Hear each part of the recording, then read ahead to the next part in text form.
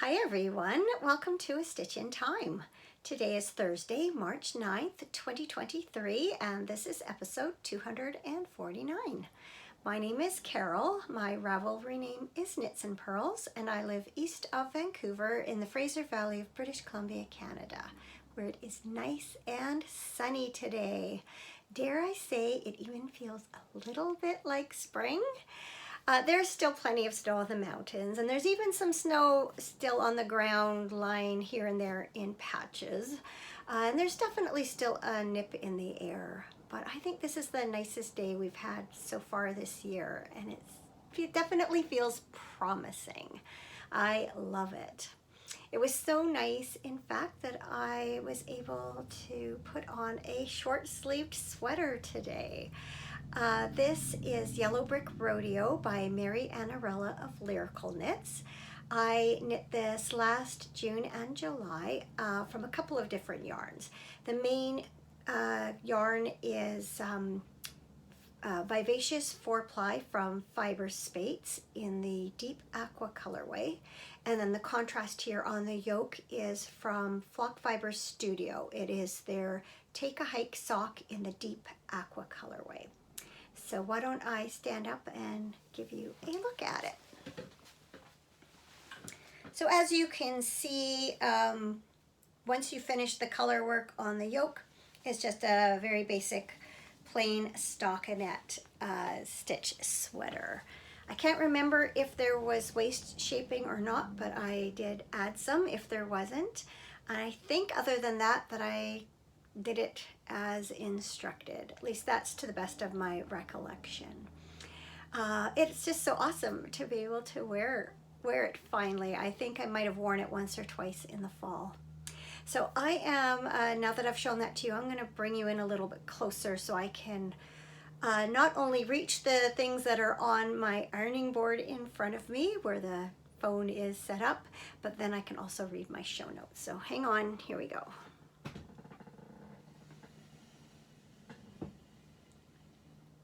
That's better. So before I show you what I've been working on this past week, I do want to remind you that there are a couple of different make-alongs taking place in the Ravelry group. The first is Another Year of Stash, which is a year-long chatter thread. And there's also a monthly make-along called the Yarn of the Month Club. So if you're interested in checking those out, head on over to the A Stitch in Time podcast Ravelry group. Read the first post of each of the pertinent threads and jump on in. I'd love to see you there. All right, first up, I have a finished project. Hooray, hooray. It's a pair of socks. As you can see, these are my painted socks, so called because the yarn I used is called Paint Sock. It is from Laine du Nord, and I knit them from color 10. Basic top down 64 stitch sock on a 2mm needle, and I did a German short row heel. I kind of did a bit of a what's the word I'm looking for? Amalgamation. That's not the word I'm looking for, but I can't think of the right word. A combination, kind of a mashup of a couple of different techniques. So I ended up doing Helen Stewart's short row or German short row heel from one of her sock patterns, and then I did a little technique in the corners to help close up those gaps. I should mention I knit the heels from a complementary color. It's West Yorkshire Spinner's Signature 4-ply in Cinnamon Stick. And once again, I forgot to write it down in this week's show notes, but I know I've got it written here a week or two ago. Yeah, it's number 632. So I'm going to bring this a little bit closer. There's the German short row. I had a question this past week about which do I prefer, yarn over short rows or German short rows. And as I explained in my answer, it's a little bit of a tough question to answer. For a long time, I was working yarn over short row heels. I learned this technique from Ann Budd's On Your Toes socks, and I liked almost everything about them. One downside is that on one side of the corners of the heels, I would end up with an elongated stitch here in the main part of the sock. I never could figure out exactly what caused it, and it was never a big enough problem to, you know, prevent me from using that technique. It wasn't an actual hole, just kind of a loose long stitch. But I really do like to do German short rows because I like they're easy, and I like how nicely they're hidden in a garment or something. I've been following a tutorial. Can't remember who the instructor is, and I'll try to remember to put a link in the show notes to the tutorial I have been using. But I can never exactly remember how to work the corners of the heels once you kind of turn around and go back to work the second half of the heel. So then when I started these, I decided to go back to Helen Stewart's German short row heel. I know she had put them in one of her sock patterns, but when it came time to dealing with the stitches in this corner, as I call it, I didn't really like that method either. So I incorporated the little trick I'd learned from the yarn over short row heel and kind of did a combination. I'm pretty happy with how it turned out. This sock especially, I think this is the better of the two. So you can see how it looks, quite nice. This one has a little bit of that elongated stitch here. I don't know if you can see it. The other side is better. So I don't know if I'm there yet, but I'm getting there. None of it's big, you know, it's not bad enough for me to worry about. It's something that won't even be noticeable when I'm wearing it. It won't wear any less well or any of those things. I'm just trying to tweak it so that I have a method that I don't have to keep going back to the tutorial to remind myself of how to do it. And I just want to be able to do this technique anywhere and not have to refer back to instructions. So work in progress. In any case, yeah, I'm happy with how these turned out. So, of course, as I always say, if you, oh no, here they are. I was going to say, as soon as you cast off one pair of socks, you need to cast on another, and I did do that. For a second there, I thought I'd left them in the other room, but I didn't. So I have them in this project bag that I made, and it is very fitting because of the colorway. So I showed the yarn to you last week. I picked it out of my number 2 bag from my personal sock yarn club, and it's kind of a mess in my bag here, but it is finding the label here, hang on. It's from Fiber Nymph Dye Works. The labels kind of bend funny there. There you go, Fiber Nymph Dye Works. It is the Mountain Tweed BFL base, and this is from the Backyard Bird Watchers Club 2nd edition from November 2022, and it is called Lady Cardinal. So there's the information. There's the colorway. So I thought it was only fitting to put it in this bag. And the main skein came with 2 mini skeins. This is called Beaky Orange for obvious reasons. And let me just check on the label. I think it tells me the other one is Evergreen. So there's the cardinal with its beak sitting in an evergreen tree. So yes, that's why I thought this bag was perfect for it. I haven't done a whole lot. I have cast on both socks. This one's furthest along. So what I decided to do is I just wanted a little hint of the orange in there. So I cast on and did a couple of rows before beginning the main colorway. And that's as far as I've gotten on that sock. And then my plan is to use the evergreen for the heel. Don't know if I'm going to do anything with the toes, if I'm going to put a different color there, either the orange or the evergreen. That remains to be seen. The other sock has barely begun and it's actually caught in a real tangle of yarn here, as you can see. But yeah, all I've done here is, oh my goodness, I'm gonna have to straighten this out.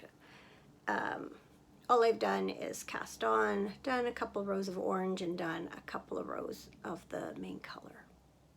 So they haven't seen a ton of love, but I wanted to get them started, so I have.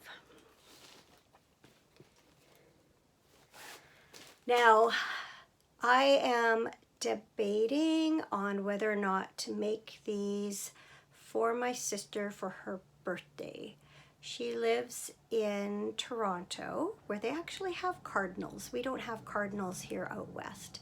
And every time she sees one or hears one, she always mentions it, because even though they are there, it's still a fairly rare sighting for her. So I'm kind of contemplating making these up and giving them to her for her birthday. I think she'd get a kick out of it. And that also sort of means I can make her birthday present without adding another project to my repertoire. Because I do have a fair number of things going on right now, so it's kind of where I'm leaning. On the other hand, I really like cardinals too, even though we don't have them here. So I'm a little bit torn. Do you notice I am using my spring cup here from David's Tea? But it's taken me a little while to get going and it's kind of lukewarm. So I'm actually going to pause things here and go and warm it up before I show you my next project. So I'll be right back. I've also been working on another project using Fiber Nymph Dyeworks yarn, and that is my Blanket of Cheer. So this week I started experimenting with the borders. My initial jumping off point for this project was Stitch in Time by Kay Jones of the Bakery Bears. And this is what that blanket looks like. So I used the same number of stitches for the mitered squares themselves as is in this pattern, but then I altered it a little bit by slipping the first stitch of each row in order to create a nice edge for picking up stitches. That's what I had done for my original mitered squared blanket. And then of course I arranged the squares differently. Instead of having 9 in a block, I only have 4. 2 solid or tonal colors and 2 self-striping. This is the block I was working on last week, so now you can see I finished the inside part. So what I thought I would do first of all is try the border that Kay recommends for the Stitch in Time blanket, and that's sort of like a log cabin pickup style. So you work along, I don't even know where it started. You work along one edge, you knit your edging, you cast it off, and then you pick up along another edge, you knit the edging, you bind it off, you pick up along the third edge and then the fourth edge, so that you end up with, in the corners, like a little bit of a, it's not a seam exactly, but sort of.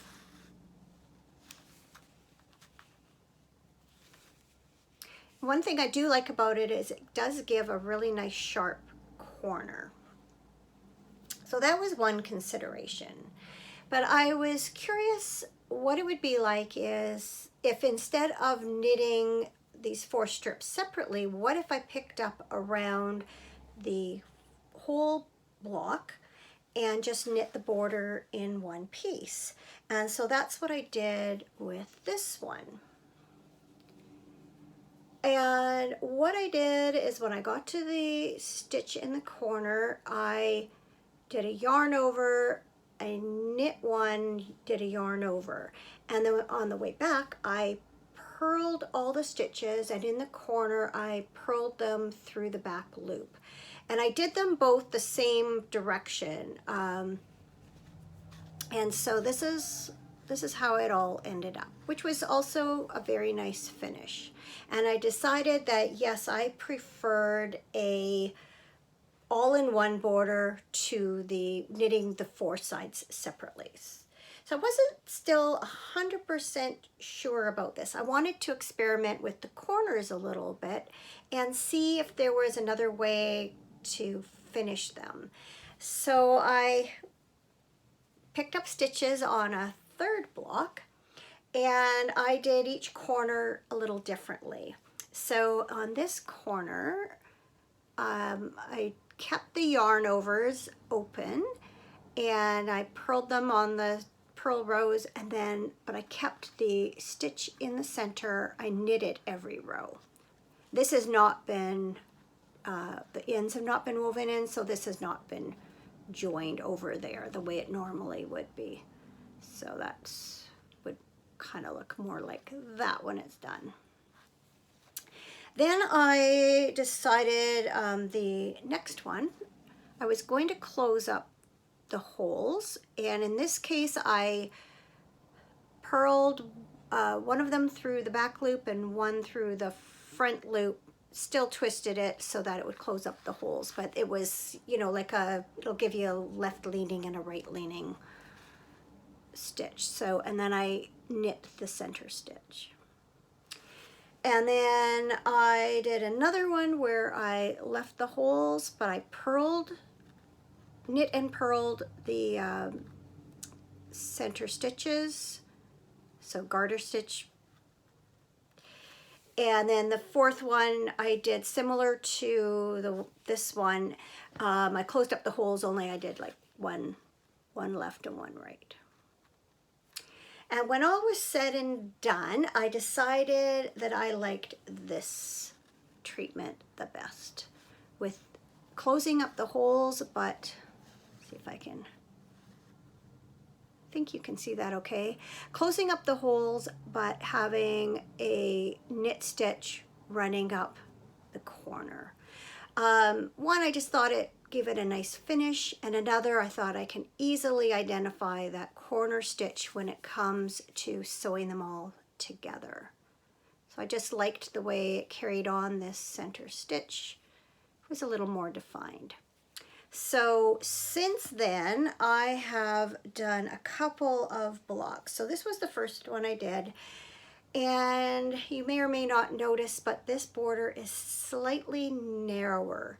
Instead of doing 5 garter ridges, the way Kay Jones did on hers and the way I continue to do on my experiments, I knocked it back to 4 garter ridges before the cast off because it uses less yarn.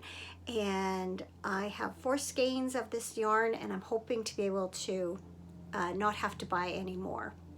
And just doing the math, it looked like I was going to run out if I did 5 garter ridges. So this is the first of many of 48 that are done the way I want to finish them. So I've done that one, and then I've also finished off this one. So I haven't done any more mitered squares since we last spoke, just borders. But now that I know what I'm doing with the borders, now I can just pick them up and carry on, you know, when and as I feel like it. I still haven't completely decided how these are going to go together, but I am leaning towards the idea of having the solids kind of all meeting, and then the stripes meeting. But I'm saying that before I've even laid anything out. I don't have enough to play with yet, so that could change. I may end up alternating them instead. So, to be determined. Too soon to worry about that. I still have lots of blocks to go, so I will undo the borders on all of these others and then use the yarn to knit up some more. So I'm happy now to have done that, and I've left nice long tails to use to sew them up together. So yes, having fun with that for sure.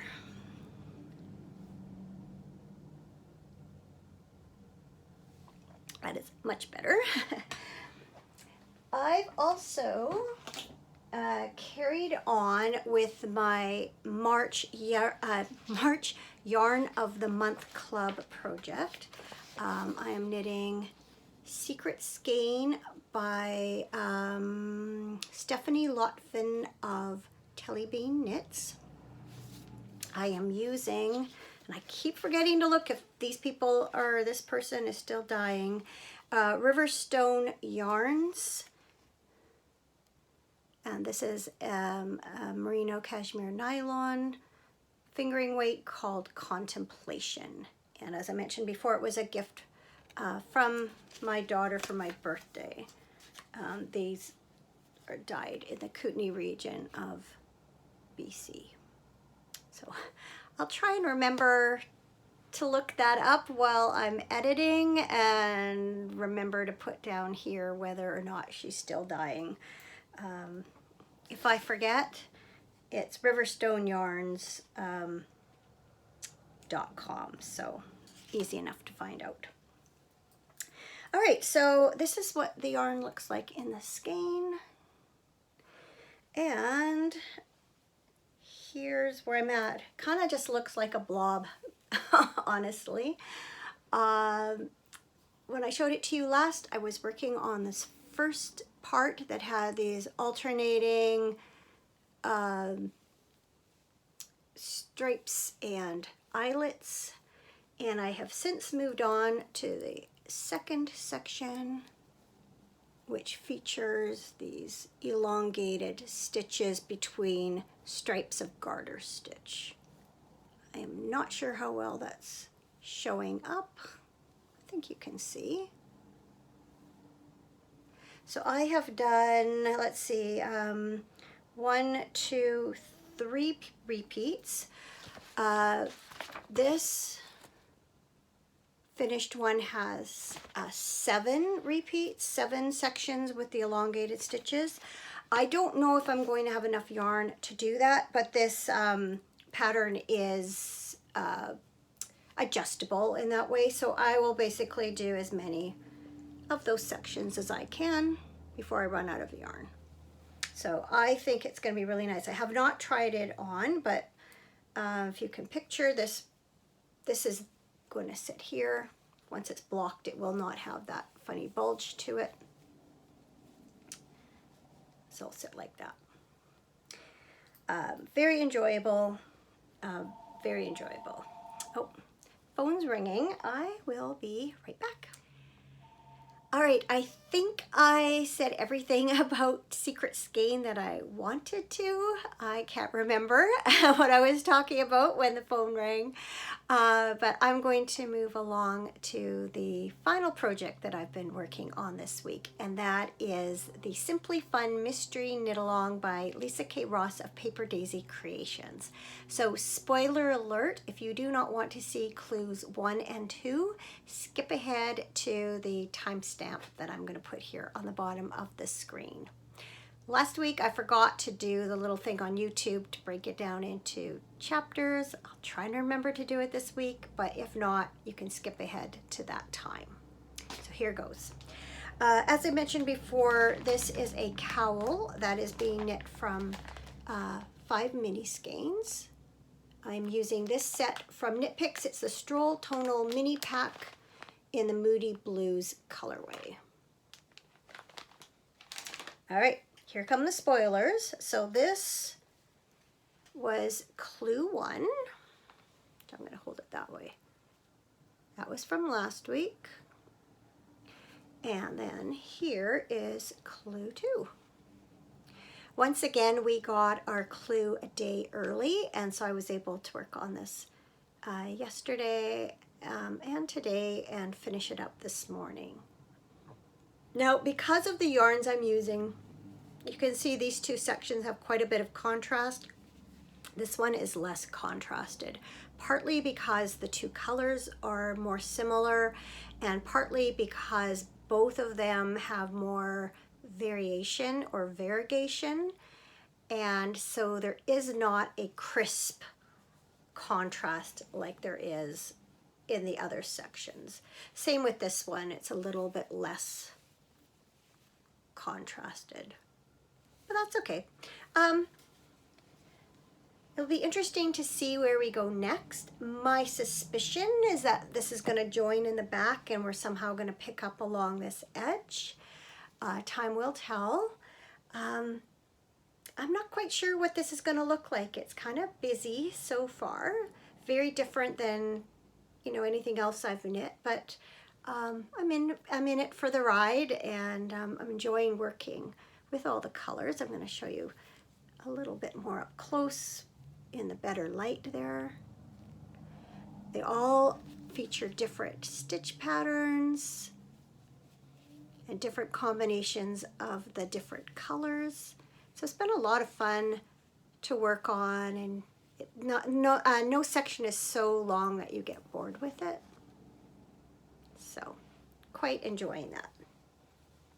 All right, it is safe to look again if you didn't want to be spoiled.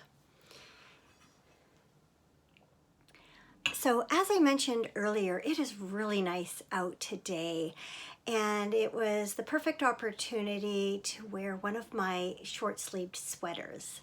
They are ideal for the transition between cold and warm and cold weather, but because that time doesn't last very long, my short-sleeved sweaters don't get a lot of use. Before I decided to wear my Yellow Brick Rodeo, I pulled them all out and I tried them all on, and it gave me a chance to kind of reassess them. And I walked away with a few thoughts, which I thought I would share with you. So a couple of them just were a little bit too big. And I don't know if it's because they are too big or if it's just that they've stretched out with wear. So I am going to wash those, lay them out to dry, and then put them in the dryer just briefly, and hopefully that'll just snug up all the stitches. I know superwash wools do have a tendency to stretch out with wear, so I'm hoping that that's all it is, because I really do like the sweaters. A couple of them, I'm not sure about their fates. There are two sweaters that I never wear. This is one of them. It's called Green Gables. It's by Rachel Bishop, and I knit this back in May of 2017, and I don't know if I have ever worn it. If I have, it's maybe once, maybe twice at a stretch.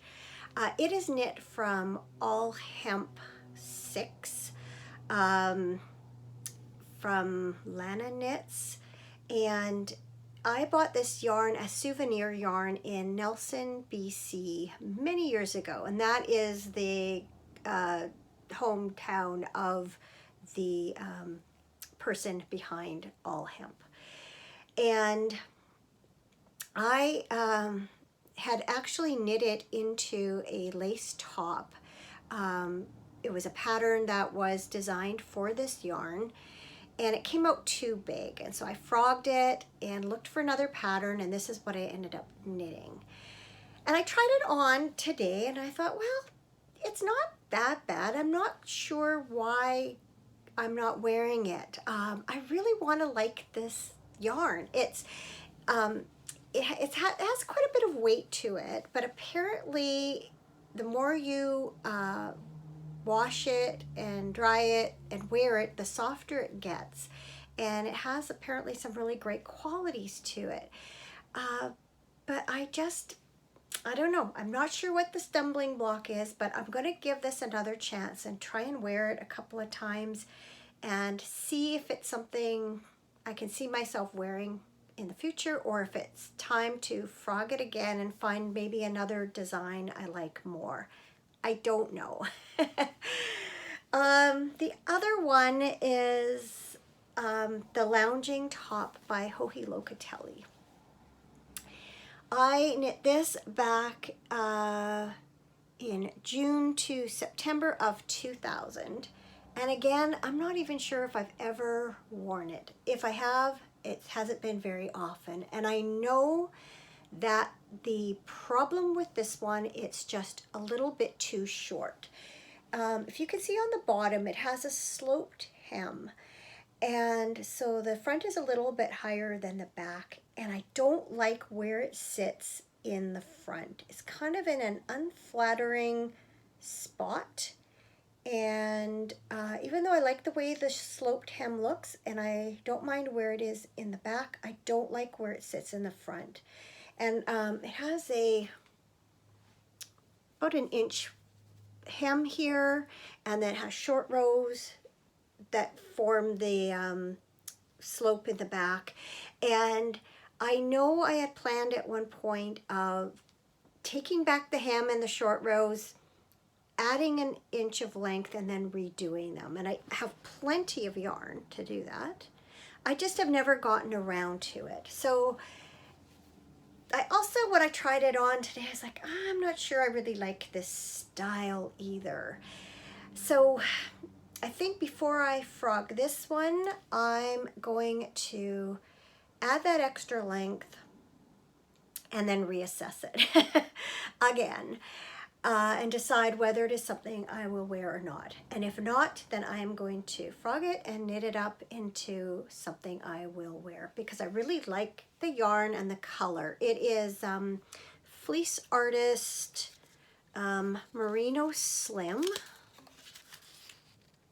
and it is in the coral colorway, and it's a singles yarn, similar to Madeline Tosh Merino Light, or Malabrigo Makita. So it's so pretty. It would just be a shame for it, not to be worn and appreciated. So those are my plans for the next little while. I'm going to give these a chance. But if I decide that I'm just not going to wear them, then I'm going to have to resurrect a segment of the podcast that I have not featured in a long time, and that is the frog pond. So I will keep you posted. Okay, that brings us to life stuff. Not much going on this week other than we participated in a curling bonspiel over the weekend. We played 3 games over Friday and Saturday and won one of them. Because we lost our 3rd game, we were knocked out, and so we didn't play on Sunday. If we had won, we would have gone into the semifinals for our division, and if we'd won that, we would have gone to the finals. We were definitely outplayed, so I was kind of expecting those results, knowing the team that we were going to be playing. But we had a good dinner with the team, and then we all had drinks after and had it was a nice team to play, and a nice way to spend the Saturday evening. So no regrets at all. And in a way, it wasn't too bad anyway, because it gave us Sunday free to do some errands and to have some, you know, relaxing, some R&R before the week started again. I'd forgotten, hadn't written it down, but we were going to go to Costco on Sunday afternoon. We got not too far from home, and Cameron's car started making this terrible noise. Sounded like it was in the back underneath. So he pulled over on the freeway and couldn't see what was going on, so he kind of cautiously drove it to the next exit, and we headed back home. And when he got home, he looked underneath and he could see that it was the rear shock. So we just took my car instead, and he got it repaired on Monday. So we were coming back home and we saw a car and a tow truck on the side of the freeway, and we were just grateful that that wasn't us. That we, you know, nothing was too bad or too dangerous, and that it didn't cause any sort of accident, or that we completely broke down and weren't able to, you know, trade vehicles and all that. So little things to be grateful for, right? Going forward, our life's gonna kind of be turned on its head for the foreseeable future, for lots of good reasons, but nevertheless it's going to kind of mess with our routines for the next 6 weeks or so. And so I know it's definitely going to impact my recording schedule. Next weekend we are flying to Las Vegas for 4 days. It is for Cameron's 30 years of employment trip, and so we'll be going along with some other employees, and they have lots of fun activities planned for us. The Friday night we're going to go see Keith Urban.